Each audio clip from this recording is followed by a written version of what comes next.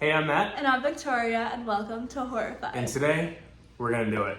Yes, we're finally... Sorry, go on. No. Okay, we're finally gonna be watching Late Night with the Devil. What, a day earlier before release? Yes, it comes out in all theaters tomorrow, but there's theaters near us that are releasing today, so we're on our way right now. I'm excited. Let's go. Let's do it.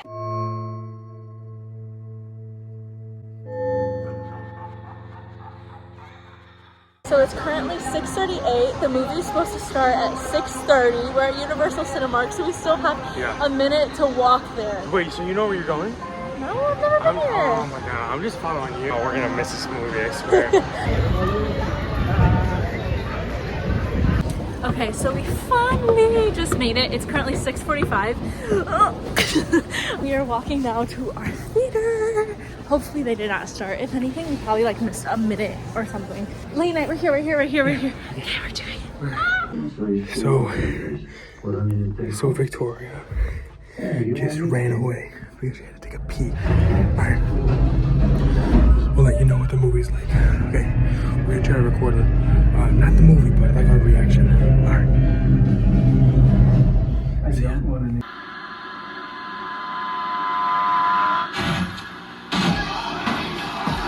So we officially just finished. Late Night with the Devil. Yes. Yeah, we officially watched Late Night with the Devil. By the way, we're in the parking garage, so we apologize for cars. Yes. So I really loved the concept of it. I think overall, I would give it a 7.5 out of 10. Whoa, into the score. Hey, I would give it, I didn't even think about it.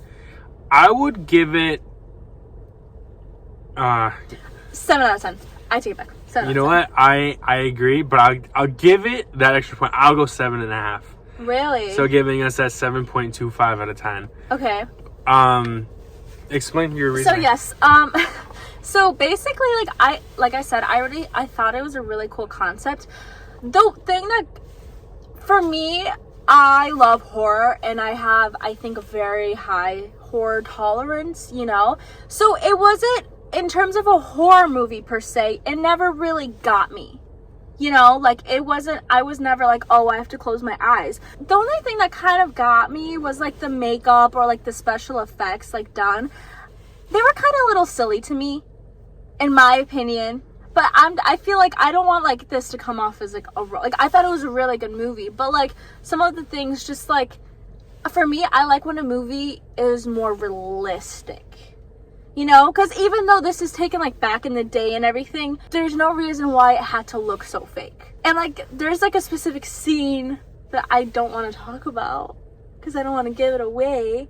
But there's, like, an eyeball scene that looks like something you could get, like, from the dollar store. You know what I mean? Like, it just, that's the only, like, part that was, like, I can't really get captured into this because I'm like, this just looks so fake. Like, it doesn't actually scare me, you know? And even in the trailer, there was one part, you got really scared by her face when she turned and, like, her mouth was big, but, like, that didn't get me. But they kind of, like, backed it up in a way of why it kind of looked bad.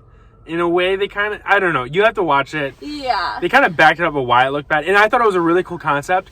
And then it was like, wow, the movie did a really good job at going back to what they were doing. Yes, like answering questions that you might be thinking. Yeah, so something would happen, you'd go, wait, I don't get it. 10 minutes later, they answer it. Yeah. And then you're thinking, oh, but maybe this is going to happen, or maybe that happened. And the movie did a really good job at answering every question you had. I personally gave it a 7.5 because I really enjoyed the concept of the movie. Mm-hmm. It's set in the late 70s. It's a talk show. Honestly, I don't know what the actor's name is, but the whole time he just reminded me of Jimmy Fallon. So the whole time I'm watching, oh my gosh, yes! The whole time I'm watching, I just imagine Jimmy Fallon in this. I just picture Jimmy Fallon, like, laughing in the corner when all of this is going down. But, like, during, like, the serious scenes, like, I could, like, picture his worrisome face. Like, he gets real worried. Yeah. Like, he's, like, a real father figure. And honestly, he kind of looked like Jimmy Fallon. Like, watch the movie. Kinda. Comment. Let me know. He looked like Jimmy Fallon a little bit. Maybe it's just my mind playing tricks. My mind playing tricks.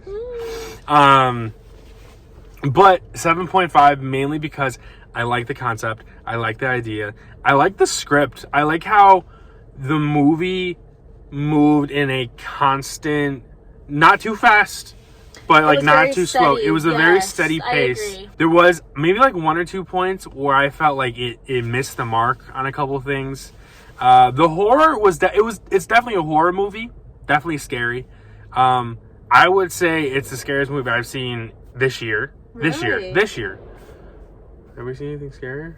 Well, we just watched *Malignant* 2 nights ago, and I really liked that movie. Which one was that? The one where she has a parasitic twin. Yeah. That was so good. Yeah, we just watched that. Like, that tripped me up. That did trip me up. But I just also think horror movies, and like, I could be wrong, whatever. This is my opinion. I think they're so subjective. Everyone gets scared in a different way. Like, me and him, we find different movies to be scarier in a different way because what we react to is completely different. So what we might be saying might be completely different than what you think of the movie. Like, you could have thought the movie was trash, or you could totally think that the movie was great. It just really depends, and like how many scary movies you really watch, like how much you're into that. Because for someone who doesn't watch horror movies, that could have been the scariest thing. But like, for me personally, that I could have watched that in my sleep. Yeah, I agree with that. If you're an avid horror movie watcher like we are, it's good. It's a good movie. Mm-hmm. I give it 7.5 because it's one of the better horror movies I've seen in a while. Horror movies are kind of repetitive lately. They are. That's why this concept is really unique. Yeah, super unique. Though, why it doesn't get a higher score from me, I give it 7.5 out of 10, is because the ending, the last 20 minutes of the movie, kind of slips away from the whole plot of the movie. I agree. Once that happened, now it's just like, I don't know. And to be fair, I don't want to spill too much, but there's not too much talking to the devil. Late Night with the Devil. There's like literally like 2-3 scenes, and it's like, yeah, it's true. That's a good point. And that's the whole concept of it. That's the name of the movie. But I get where the movie's going because it's about the elements surrounding it and like what the character has to lose and what money and fame could do for a person. Oh, that was and like the devil's the worst thing that you could possibly like experience, and it's just like, without spilling anything, like you have to know your differences. Like, is it really worth it? That was a big theme in this movie as well. Which you don't see a lot in horror movies. Like, you don't see like a whole moral concept. No. I think they did really good. The concept was really unique, and I think it's a good watch. Yeah, definitely. I really agree. I liked it. After watching it, I still recommend you watch it. I recommend the avid horror fans watch it, and I recommend the people that don't really like scary movies, because I feel like there's parts for both. I guess, will I watch it again? I guess that's a good question. Yeah. If you would want to watch a movie a second time, like in your free time, you're like, hey, look what's on Netflix or something, and if you click it, that's when you know it's a good movie. Yeah. Would I ever watch it again? Yes or no? Yes, I would. And I would, you know what? And I want to recommend this to my family, like right now. I want to recommend it, and I would want to watch this again. So if that tells you anything, it is definitely a movie that if it's back on Netflix, or if it's on Netflix or Peacock or Hulu or whatever, and I see it, I would click it. I don't know if I'd want to watch it again. Yeah. Yeah.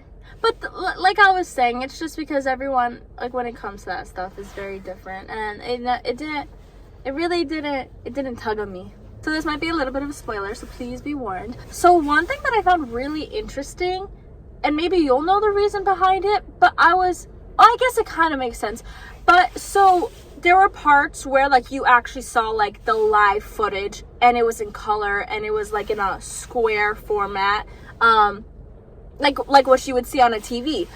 But then when there were the behind the scenes, like off camera, it was black and white. So I was just curious as to why it was black and white. It's that I feel like that's just the director's decision to kind of separate what's the act. Because, okay, so let's back up a little bit.